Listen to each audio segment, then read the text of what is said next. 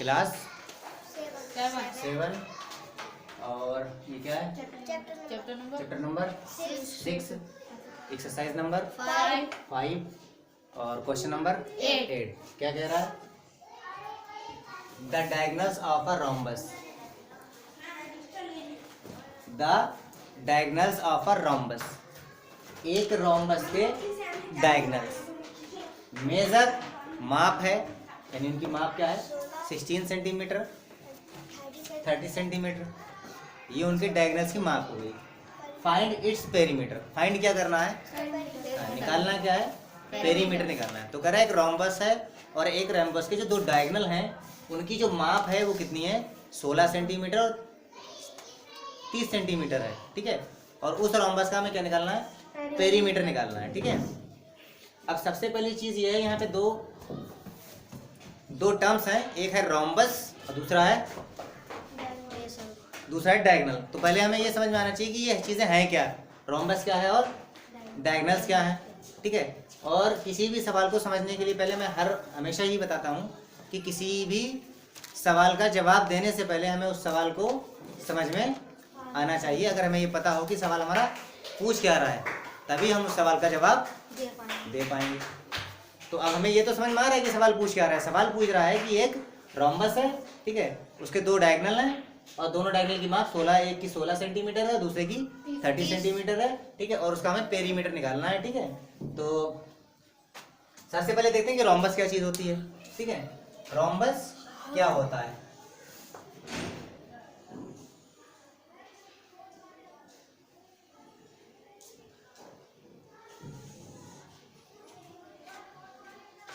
ये क्या है?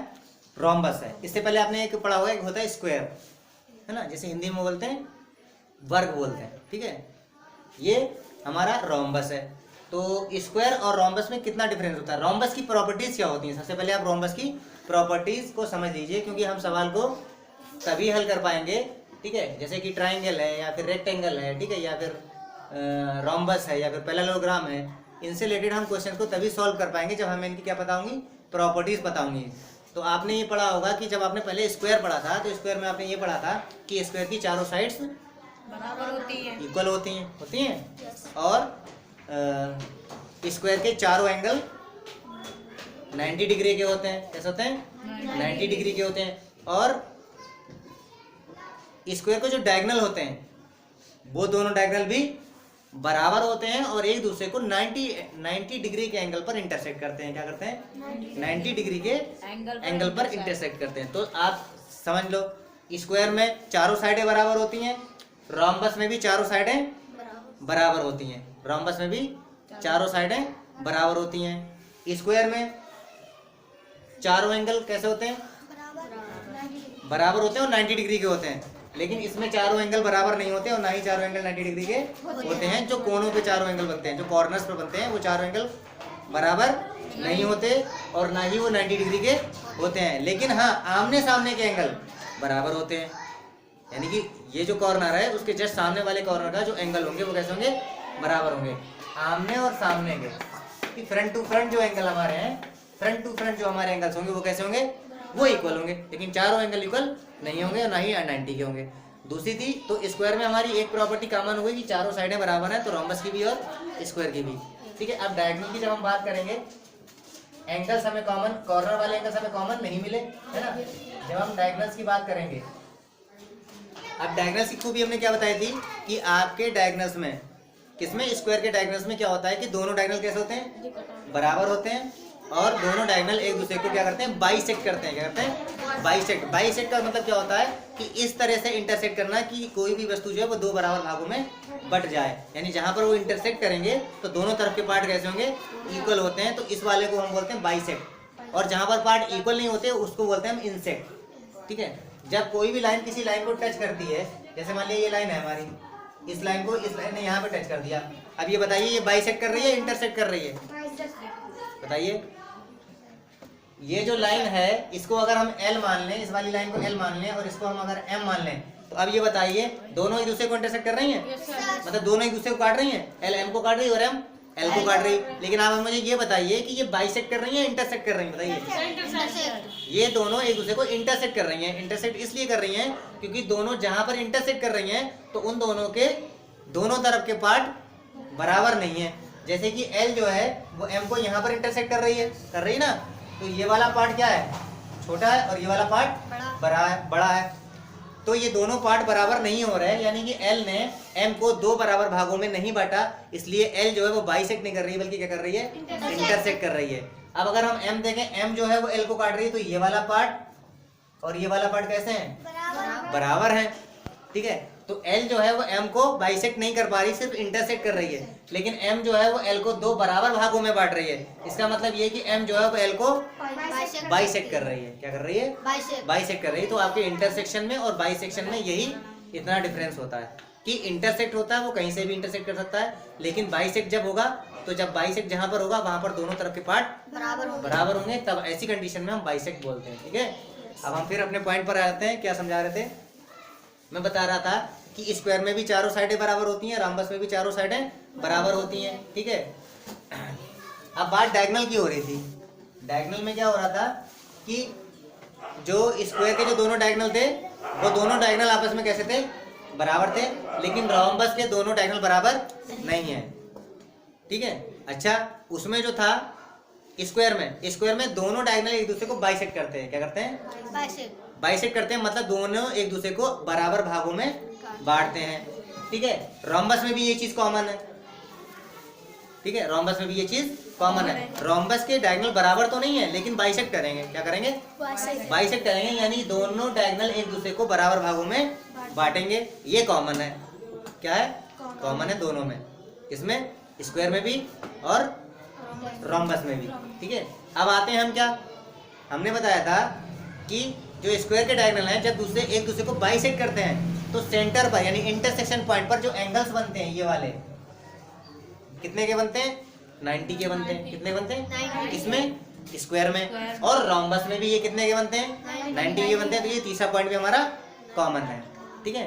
तो हमें इस स्क्वायर में और रोम्बस में तीन चीजें कॉमन मिल रही हैं। क्या चीजें कॉमन मिल रही हैं, स्क्वायर में भी चारों साइडें बराबर होती हैं, रोम्बस में भी चारों साइडें बराबर होती हैं, ठीक है। और स्क्वायर के दोनों डायगोनल एक दूसरे को बाइसेक्ट करते हैं, रोम्बस के भी दोनों डायगोनल एक दूसरे को बाइसेक्ट करते हैं, और स्क्वायर में भी डायगोनल जो है वो इंटरसेक्शन पॉइंट पे 90 डिग्री का एंगल बनाते हैं, और रोम्बस में भी दोनों डायगोनल इंटरसेक्शन पॉइंट पे 90 डिग्री का एंगल बनाते हैं। ये तीन चीजें हमें कॉमन मिलेंगी। अब हम समझते हैं बात को, ठीक है। हमें जो डायगोनल्स की माप दी है वो कितनी दी है, एक की 16 दी है और एक की 32 दी है। ये कुछ ज्यादा दबा हुआ होगा, ठीक है, मैंने इतना दबा हुआ बना नहीं पाया। तो चूंकि ये एंगल हमारा, ये डायगोनल जो है हमारा वो क्या है, बड़ा है, तो इस डायगोनल की जो है माप वो क्या मान लेते हैं, 30 मान लेते हैं। ये पूरा हमारा कितने का जा रहा है, 30 का जा रहा है। थोड़ा यहाँ पे मिटा रहे थे, अब हम इसको लिख देते हैं 30 सेंटीमीटर। ये डायगोनल हमारा कितना का जा रहा है, 30 सेंटीमीटर का, और ये छोटा वाला डायगोनल है ये कितने का है, ये 60 का है। कितने का है, 60 का। अरे 16 का है, 16 का। ये हमारा 16 सेंटीमीटर का है। कितने का है, 16। ये बड़ा वाला डायगोनल हमारा 30 सेंटीमीटर का है, और ये छोटा वाला जो डायगोनल जा रहा है ये ये बड़ा वाला डायगोनल 30 सेंटीमीटर का है, और जो छोटा वाला जा रहा है वो 16 सेंटीमीटर का है, ठीक है। हमें इस फिगर का निकालना क्या है, पेरीमीटर निकालना है। चलो हम एक काम करते हैं, यहाँ पर इनके कॉर्नर्स के नेम रख देते हैं, ए बी सी और डी, ठीक है। इससे हमें थोड़ी आसानी हो जाएगी। और जहाँ पर हमारे दोनों डायगोनल इंटरसेक्ट कर रहे हैं वहां पर हम एक पॉइंट ले लेते हैं, उसका नाम रख देते हैं, यानी ये हमारा जो इंटरसेक्शन पॉइंट है ये क्या है, हमारा ओ है। हमारे यहाँ पर 5 पॉइंट हो गए, ठीक है। अब हम समझते हैं क्या हमें इसका क्या निकालना है, पेरीमीटर निकालना है। और पेरीमीटर निकालने से पहले हमने कुछ प्रॉपर्टीज पढ़ी हैं। क्या पढ़ी हैं, जैसे कि इससे ये क्वेश्चन आने से पहले हमने आपको बताया था पाइथागोरस थ्योरम, ठीक है। क्या बताया था, पाइथागोरस थ्योरम है, जो कि पाइथागोरस थ्योरम होती है वो कौन से ट्रायंगल्स पे अप्लाई होती है, राइट एंगल ट्रायंगल पर अप्लाई होती है, बाकी किसी भी ट्रायंगल पर हम इसको अप्लाई नहीं कर सकते।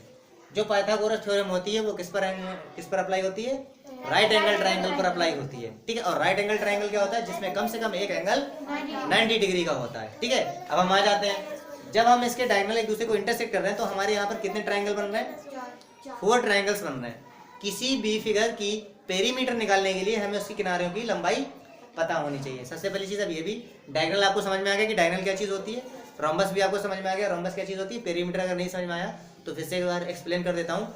किसी भी फिगर का पेरीमीटर जो होता है वो उसके किनारों की लंबाई होता है, ठीक है। उसके सारे किनारों की आप लंबाई को जोड़ दीजिए, वो क्या बन जाता है, पेरीमीटर बन जाता है। तो क्योंकि अभी हमें इस फिगर का पेरीमीटर निकालना है तो सिर्फ हम इसके किनारों को जोड़ेंगे, अंदर वाले किनारों से कोई मतलब नहीं है, क्योंकि जो बाहरी किनारे होते हैं जिससे वो फिगर क्लोज होता है, ठीक है, उसका हम जब साइडों का सम करते हैं, सब जोड़ लेते हैं, टोटल दूरी जो निकाल देते हैं उसके किनारों की, वो हमारी क्या कहलाती है, पेरीमीटर। अब चूंकि हमें इसका पेरीमीटर निकालना है तो इसके पेरीमीटर निकालने के लिए हमें इसके किनारों की लंबाई पता होनी चाहिए। अच्छा, दूसरी चीज एक और कॉमन है, इसके चारों किनारे कैसे हैं, बराबर है ना। तो अगर हमें इसका एक भी किनारा पता चल जाए तो हमें चारों किनारे पता चल जाएंगे, क्योंकि हमें पता है कि अगर ए बी की जितनी लंबाई होगी उतनी ही बीसी की लंबाई होगी, उतनी ही डीसी की लंबाई होगी और उतनी ही डीए की लंबाई होगी, ठीक है।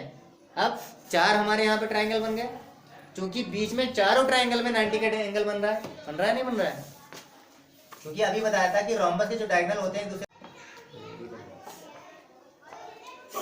हाँ, तो हमारे इन चारों ट्रायंगल में भी एक एक एंगल 90 डिग्री का आ रहा है, ठीक है। तो इसका मतलब हम इन चारों ट्रायंगल्स पे क्या कर सकते हैं, पाइथागोरस थ्योरम अप्लाई कर सकते हैं। दूसरी चीज अभी हमने एक चीज बताई थी आपको, क्यों बाइसेक्शन के बारे में हमने आपको क्यों बताया था, बाइसेक्शन के बारे में हमने आपको क्यों बताया था, वो चीज हम यहाँ पे इस्तेमाल करेंगे। क्या करेंगे, इस्तेमाल करेंगे। बाइसेक्शन का मतलब होता है कि बराबर भागों में बंटना। अब अगर ये 30 का है और ये 16 का है और दोनों एक दूसरे को बाइसेक्ट कर रहे हैं, तो ये जो इधर वाला पार्ट है इसकी लंबाई कितनी होगी बताओ, जो इधर वाला पार्ट है यहाँ से ओ से लेके डी तक, डी ओ 16 सेंटीमीटर, 16 सेंटीमीटर, 30 है, डी से लेके बी तक कितना है, ये 30 है। उसके बाद एसी ने इसको बाइसेक्ट कर दिया, पॉइंट यहाँ पर ओ हो गया, तो अभी जो आधा पार्ट है इसका वो कितना है, 15 ना। तो हम अभी यहाँ पर ट्रायंगल एक ट्रायंगल ले ले रहे हैं, हम ट्रायंगल ले ले रहे हैं डीओसी ट्रायंगल ले रहे हैं ऊपर वाला। उस ट्रायंगल में डीओसी में जो डी से ओ तक है वो कितना है, 15 हो गया, डी से ओ तक 15 हो गया, पूरा 30 का है। बात समझ में आ रही है ना, क्योंकि ए बी और ए सी और डी बी दोनों एक दूसरे क्या कर रहे हैं, इंटरसेक्ट नहीं बाइसेक्ट कर रहे हैं। क्या कर रहे हैं, इंटरसेक्ट अलग चीज होती है, बाइसेक्ट अलग चीज होती है। क्या कर रहे हैं, बाइसेक्ट कर रहे हैं। तो क्या हो गया, ये इतना कितना 15 का हो गया, इतना ये 15 का हो गया, दोनों 15 30 के हो गए, ठीक है। चलो इधर भी 15 कर दे रहे हैं, पूरा मिला के 13 हो गया। और ये वाला जो एसी है वो हमारा 16 का है, तो इसके ये दोनों पार्ट कितने कितने के हो गए, 8 सेंटीमीटर के हो गए। तो हम यहाँ पर भी क्या करते रहे, 8 सेंटीमीटर, ठीक है, 8 के हो गए। अब हम किसी भी एक ट्राइंगल पर पाइथागोरस थ्योरम अप्लाई कर देंगे। हम एंगल डीओसी को ले ले रहे हैं, किसको ले रहे हैं, डीओसी में हमें दो साइडें मिल गई हैं, डीओ मिल गई है और सीओ मिल गई है, और एसी हमें निकालना है।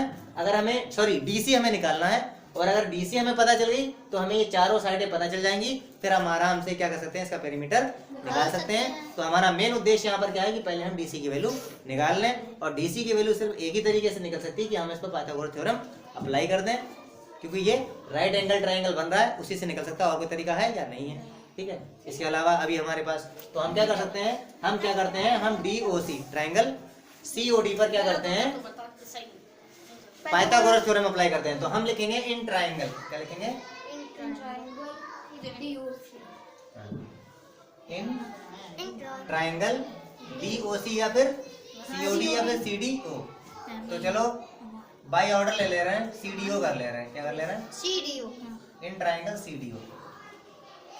सीडीओ में क्या हो रहा है, सीडीओ में जो डीसी स्क्वायर है, सीडी स्क्वायर है, क्या है, जो सीडी स्क्वायर है, यानी मैंने पहले वाली वीडियो में आपको बताया था, जो सीडी है वो सबसे बड़ी साइड है ट्राइंगल सीडीओ में। ट्राइंगल सीडीओ में सीडी सबसे बड़ी साइड है, और सबसे बड़ी साइड का जो स्क्वायर होता है वो दूसरी दोनों छोटी साइडें जो बचती हैं उनके दोनों के स्क्वायर के सम के बराबर होता है। तो हम यहाँ पर लिखेंगे सीओ स्क्वायर प्लस, बताओ, CO square plus DO square. Done. Values रखेंगे, सीडी स्क्वायर की वैल्यू हमें नहीं पता है, सीओ की वैल्यू कितनी है हमारी, 8 सेंटीमीटर हो गई है, क्योंकि 16 का था, 2 भागों में बट गया है, आधा पार्ट उसमें पड़ रहा है, तो 8 स्क्वायर प्लस डीओ की वैल्यू कितनी है? 15 15 हो गई, आधी। ठीक है, अब क्या सी डी का स्क्वायर इक्वल्स टू, बोलो 64 आ गया सर। 64 प्लस 225, दोनों को जोड़ें कितना बनना चाहिए? कितना होना चाहिए? 5 4 9 2 6 8 और 2 का 289। अब क्या करेंगे, इधर से स्क्वायर हटाएंगे और स्क्वायर रूट लगाएंगे, एक्सचेंज करेंगे स्क्वायर का। इधर रह जाएगी हमारी सी डी, ये स्क्वायर हटेगा तो इधर क्या लग जाएगा? स्क्वायर रूट स्क्वायर रूट लग जाएगा। अब 289 का स्क्वायर रूट कितना होता है बताओ? 17। कितना आया? आया 17 या नहीं आया? नहीं समझ में आ रहा, चेक करके देख लो। 17 to 17, 17 7 जा 119, 17 सत्ते 119, कैरी लगा 1, 17 कम 17 और एक हासिल कितने हुए? सॉरी, हाँ 17 सत्ते 119 का 9 हासिल लगे 11, 17 कम 17 और 11 28। कितना आया? आया 289, यानी यहाँ 17। तो सी डी की वैल्यू हमारी कितनी निकली? 17 निकल जाएगी। वैल्यू पुट कर देते हैं, हमें एक साइड की वैल्यू कितनी मिल गई? अब हम क्या निकालेंगे? इस पूरी फिगर का पेरीमीटर निकालेंगे। तो हम लिखेंगे देयरफॉर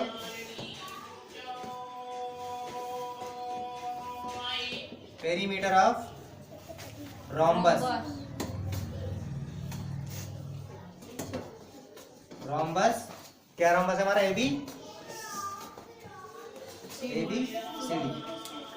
ठीक है, वहां पर नाम नहीं दिया है, हमने अपनी तरफ से नाम दे दिया है। तो अब हमारा पेरीमीटर क्या होगा? चूंकि 4 साइड हैं, चारों इक्वल हैं, तो या तो हम इन चारों को 4 बार प्लस कर दें या फिर 4 से इसको इंटू कर दें। ठीक है, तो हम लिखेंगे यहाँ पे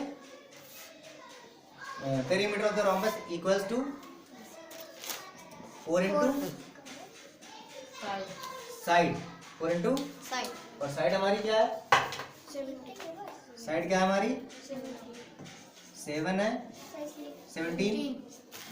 तो 4 इंटू 17 इक्वल्स टू 68 सेंटीमीटर। ये हमारा क्या निकला? पेरीमीटर निकला। समझ में आ गया खूब अच्छी तरीके से, है ना?